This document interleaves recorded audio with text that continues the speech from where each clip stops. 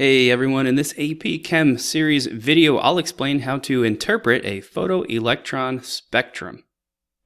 First, remember from the last video that in photoelectron spectroscopy, we use X-rays to remove multiple electrons from many different atoms in a sample so that the different ionization energies of those electrons in different orbitals can be measured. Like in the model shown where we use X-rays with 143,000 kilojoules per mole to kick off this outermost electron. Afterwards, that electron leaves with only 132,000 kilojoules per mole, which means that 11,000 kilojoules of the original 143,000 must have been used to remove that electron and break its attraction to the nucleus. In other words, the ionization energy of that electron must be 11,000 kilojoules. And if those same X-rays were used to remove this inner electron, it might only have 125,000 kilojoules after it's been removed because it took 18,000 kilojoules of energy to remove that one. In this video, we'll take a look at how a photoelectron spectrometer reports these ionization energy values. So a photoelectron spectrometer produces a graph from those ionization energy data that it gathers. And this graph has a name. It's called the photoelectron spectrum.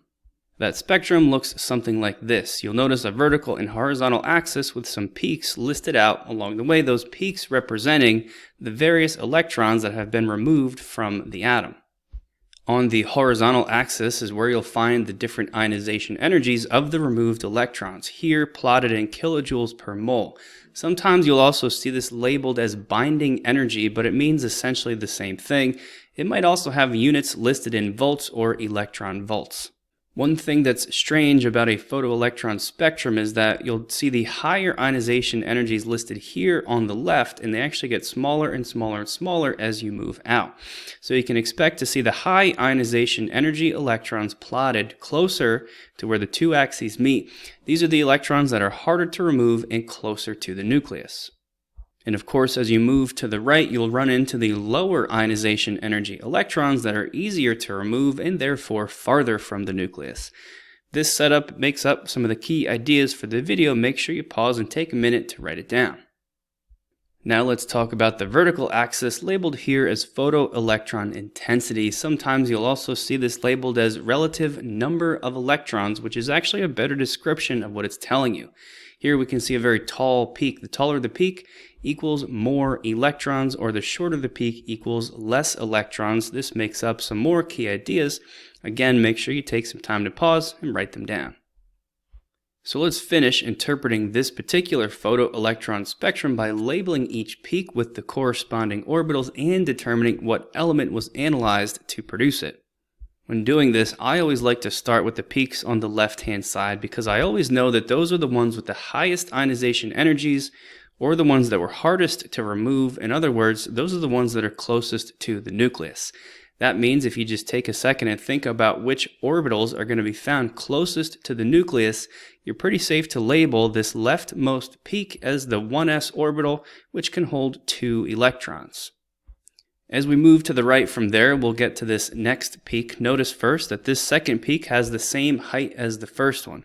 When two peaks have the same height, it means that they are representing orbitals that contain the same amount of electrons. That means this is going to be the 2s orbital, also containing 2 electrons.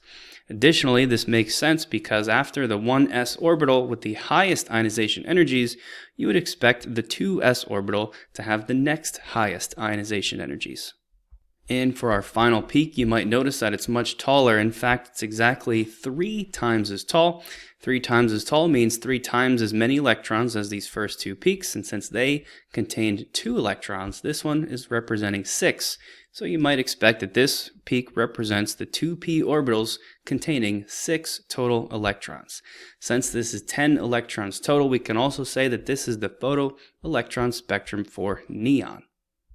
So let's close the video with one additional example. Here's a new photoelectron spectrum so we can try to identify the element and label each peak with the electrons to which they correspond. You can also pause the video and try this yourself before you watch me go over the answers. So to start, just like in the last example, the peak that's furthest to the left is whichever orbital has the highest ionization energy, in this case the 1s, which can contain 2 electrons total. Since the second peak that I see has an equal height to the first one, I know that it must also contain 2 electrons, and therefore is the 2s orbital with 2 electrons. The third peak is 3 times as high as the first two, so contains 3 times as many electrons, or 6. That means this peak corresponds to the 2p orbitals containing 6 electrons. The fourth peak is equal in height to the first two, meaning it also contains 2 electrons like they did, so this one is probably the 3s orbital, also containing 2 electrons. This means that my final peak must correspond with some additional electrons in the 3p orbitals. Since it's only half the height of the other peaks that contain 2 electrons, that means my 3p orbitals for this element must only contain 1 single electron.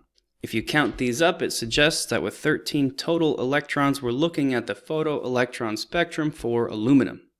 And that wraps it up for this video on interpreting a photoelectron spectrum. Thanks for watching, and here's a brief summary.